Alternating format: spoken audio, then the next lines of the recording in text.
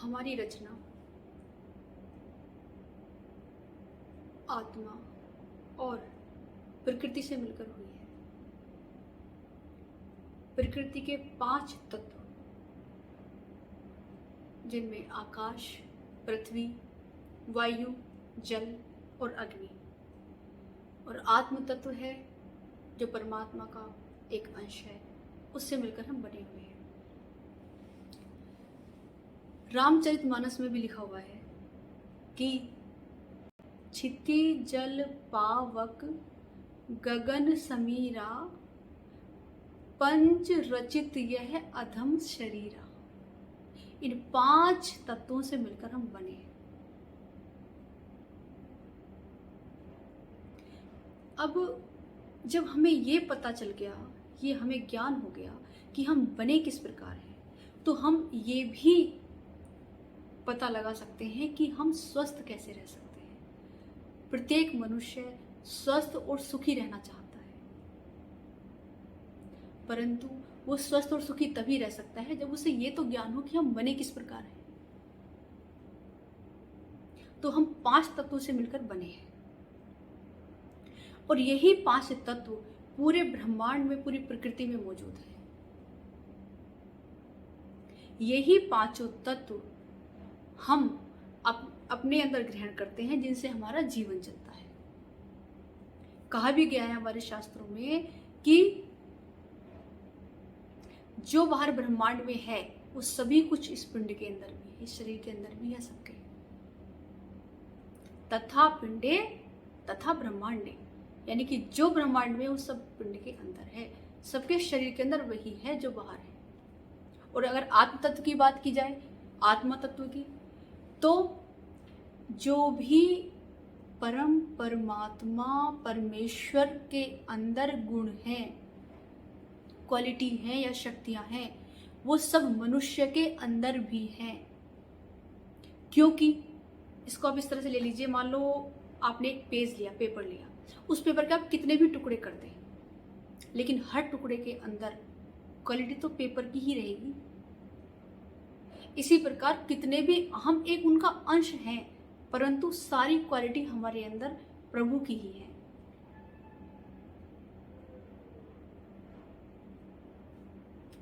किसी भी धर्म में ले लीजिए आप,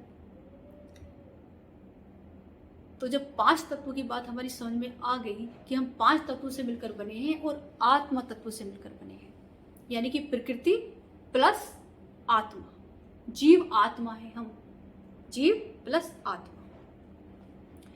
अब जीवन को स्वस्थ और सुखी रहने का रहस्य क्या है?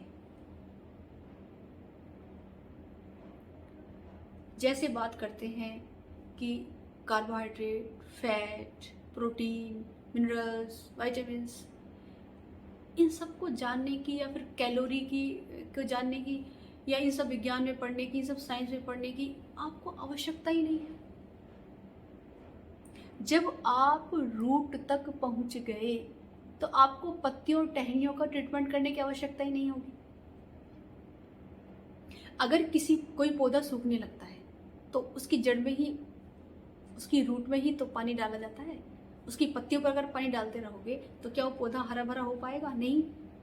तो जड़ को समझना है, रूट तक पहुंचना है कि ये है क्या। पहले तो समझना है कि व्यक्ति जन्म लेता है, फिर धीरे धीरे शैशवावस्था, किशोरावस्था, प्रौढ़ावस्था, वृद्धावस्था, इसके बाद फिर मृत्यु। वो इस दुनिया को छोड़कर चला जाता है। वो यही कभी नहीं जान पाता कि वो कौन है। संसार ने उसको नाम दे दिया, परिवार ने उसको, माता पिता ने जीवन दिया, परिवार ने नाम दिया, संसार में रह रहा, समाज में रह रहा, रिश्ते दे दिए, परंतु वो कुछ और भी तो है।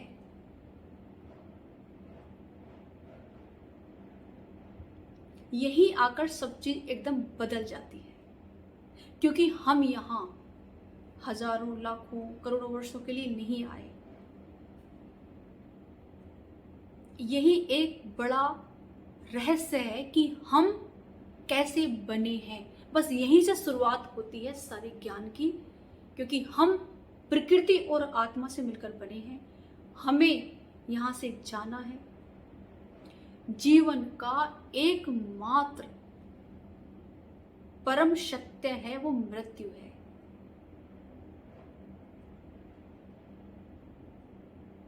तो यहां से जाना है। शास्त्रों में बताया गया है कि मनुष्य 1 मिनट में 13 श्वास लेता है। इस प्रकार उसकी आयु तय की गई है 150 वर्ष। अब 150 वर्ष की आयु में व्यक्ति किस प्रकार स्वस्थ रह सकता है, ये उसे स्वयं ये पता होना चाहिए, तभी वो स्वस्थ रह सकता है। अब हमारे शास्त्रों, वेदों, उपनिषदों में मनुष्य जन्म के 4 उद्देश्य बताए गए हैं: धर्म, अर्थ, काम और मोक्ष। किसी भी धर्म में, जैसे जैन धर्म हो, सनातन धर्म हो, हिंदू धर्म, उनमें सभी में मनुष्य जीवन का जो अंतिम उद्देश्य है वो मोक्ष की प्राप्ति बताया गया है। वो क्यों बताया गया है? वो भी हमारे शरीर पर आधारित है। देखिए, जो मानव शरीर होता है उसके अंदर एक सूक्ष्म शरीर भी उपस्थित है, और हमारे उस सूक्ष्म शरीर के अंदर 7 चक्र होते हैं। उन 7 चक्रों को केवल मनुष्य ही ऐसा है जो एक दिशा में करके बैठ सकता है जब हम ध्यान में बैठते हैं, क्योंकि हमारी रीढ़ की हड्डी इस तरह से स्ट्रेट है। परंतु पशु ये नहीं कर सकते, पशु या कीड़े मकोड़े, दूसरी चीजें, क्योंकि उनकी रीढ़ की हड्डी इस तरह से समान होता है, तो वो कभी मोक्ष की प्राप्ति नहीं कर सकते, मुक्ति नहीं पा सकते, ध्यान नहीं लगा सकते, आत्मदर्शन नहीं कर सकते। इसलिए मनुष्य जीवन की प्राप्ति ही इसलिए हुई है।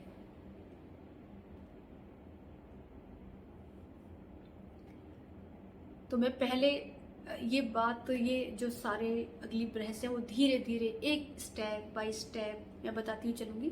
लेकिन पहले हम बात कर रहे हैं यहाँ पर स्वास्थ्य की। ये भी वो टॉपिक नहीं है दूसरा। तो स्वास्थ्य की अगर मैं बात करूं तो स्वस्थ कैसे रहा जा सकता है? जीवन का सुख और आनंद तो स्वस्थ रहने में ही है। आप स्वयं भी अपने जीवन में अनुभव करते होंगे, दूसरों को देख के भी आपने फील किया होगा इस बात को कि जब अस्वस्थ हो जाता है शरीर तो व्यक्ति के जीवन में दुख आ ही जाते हैं, चाहे उसके पास कितने भी संसाधन हो, कितना भी धन धान्य हो। परंतु जब काया में रोग लग जाता है, धीरे धीरे मन भी दुखी रहने लगता है और पूरा आपका स्वयं का जो संसार है वो व्यथित हो जाता है, दुखी हो जाता है।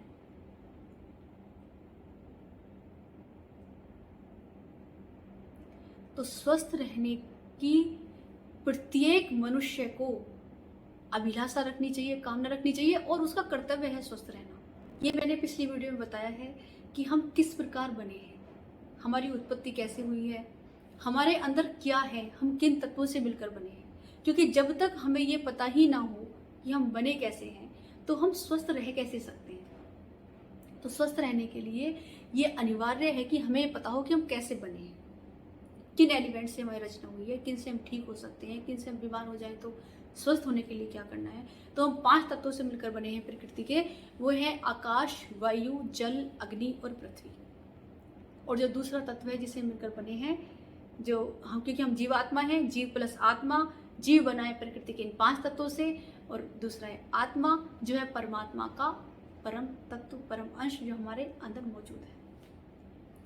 तो इन 5 तत्वों को ही ग्रहण करके हम जिंदा रहते हैं, स्वस्थ रहते हैं। अब इनकी उम्र के हिसाब से किस तरह से अहमियत है और किस तरह से इनको ग्रहण करना चाहिए, कितनी मात्रा में, वो मैं आपको बताती हूँ।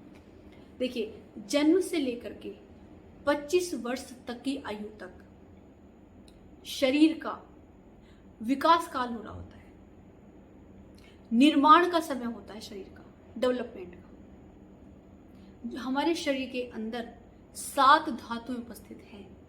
जब हम भोजन करते हैं तो उससे 7 धातुएं बनती हैं। उनमें रक्त भी है, मांस भी है, अस्थि भी है, मज्जा भी है, वीर्य भी है। तो इन 7 धातुओं का निर्माण होता है जिनसे हमारा शरीर चलता है। तो इनका जो हमारा जो शरीर का जो निर्माण जो समय होता है, निर्माण का समय, जो बॉडी मतलब बिल्डिंग का समय समझ लीजिए, शरीर के निर्माण का समय जो होता है वो काल जो है पूरा वो 25 वर्ष तक है। तो 25 वर्ष की आयु तक तो व्यक्ति बॉडी बिल्डिंग मटेरियल, जैसे मान लो हम अपने घर का निर्माण करने चलें तो उससे क्या हो, उसमें हमें ईंटों, पत्थरों और सीमेंट, गारा, जो भी चीज़ चाहिए होती है, सारे मटेरियल की अधिक से अधिक आवश्यकता पड़ती है ना। इसी प्रकार शरीर का जब निर्माण का समय है, जब बिल्डिंग का समय है, उसकी बनने का समय है, तब उसको अधिक से अधिक चीज़ें खाने को चाहिए। जैसे उसको आप सारी चीज़ें, जैसे पृथ्वी तत्व है, आकाश तत्व है, जल तत्व है, अग्नि तत्व, वो सब चीज़ें अच्छी मात्रा में दो। 2 समय भोजन भी कर सकते हैं। जब 25 वर्ष तक की आयु के मनुष्य हैं, 2 टाइम भी भोजन करो, 3 टाइम भोजन कर सकते हैं। थोड़ा अधिक भी वो खा लेंगे तो भी चल जाएगा, क्योंकि उनकी जीवनी शक्ति भी बहुत स्ट्रांग रहती है उस समय पर। और उनको उस टाइम कैल्शियम, जैसे बात करते हैं दूध की कि बच्चे दूध कितने टाइम पिए, वो पिए, अच्छे से दूध पिए, भोजन करें, सब्जियां खाएं, दालें खाएं, अंकुरित खाएं, जूस पिए, फल खाएं। मैं आगे डाइट चार्ट भी सारा बताऊंगी कि स्कूल गोइंग बच्चों के लिए, स्कूल वाले जो स्टूडेंट हैं उनके लिए कैसा डाइट चार्ट होना चाहिए, और डाइट चार्ट आप स्वयं अपना कैसे बना सकते हो, ये भी मैं सारा आपको समझाऊंगी, ताकि आप स्वयं ही अपना डाइट चार्ट बना सकें। तो 25 वर्ष तक व्यक्ति के शरीर का निर्माण का समय चल रहा होता है। तो 25 वर्ष तक खूब अच्छे से भोजन की आवश्यकता पड़ती है। तो 25 वर्ष की आयु तक खूब अच्छे से भोजन करो, खाओ, पियो। परंतु 25 वर्ष की आयु से लेकर के और 60 वर्ष की आयु तक, उसे कहते हैं विकसित काल। जो 25 वर्ष की आयु तक का समय था वो विकास काल था, डेवलपमेंट का समय था, शरीर के निर्माण का समय था। लेकिन अब है विकसित काल, यानी कि भोजन से अब उस शरीर का निर्माण नहीं होना, अब शरीर का निर्माण जो है वो कंप्लीट हो गया। तो 25 वर्ष की आयु से 60 वर्ष की आयु तक विकसित काल चल रहा होता है। उसमें केवल भोजन की आवश्यकता इसलिए पड़ती है कि शरीर में कुछ जो टूट फूट हो जाए सेल्स की, उनका निर्माण हो जाए, बस उनकी रिकवरी के लिए।